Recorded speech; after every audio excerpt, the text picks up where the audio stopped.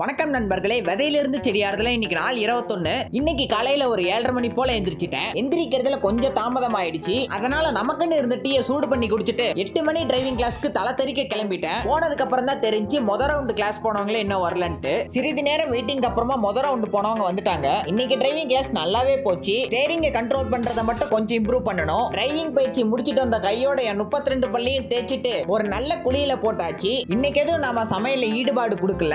இதுதான் நம்ம காலை உணவு. வெள்ளை சாதத்துடன் முட்டைக்கோஸ் குழம்பு சாப்பிட்டு முடிச்சதுக்கு அப்புறமா எடிட்டிங் வேலையெல்லாம் உட்காந்து பார்த்துட்டு இருந்தேன். அதுக்கப்புறம் என் பாட்டி கிட்ட இருந்து ஒரு அழைப்பு, டிவி ஒழுங்கா ஓட மாட்டேங்குதுன்னு. அதையெல்லாம் சரி பண்ணி கொடுத்துட்டு கொஞ்ச நேரம் கை ஸ்டாண்ட் பயிற்சி பண்ணிட்டு இருந்தேன். அதுக்கப்புறமா வீட்டுல கொஞ்சம் தண்ணி கேன் போடுற வேலை எல்லாம் இருந்துச்சு.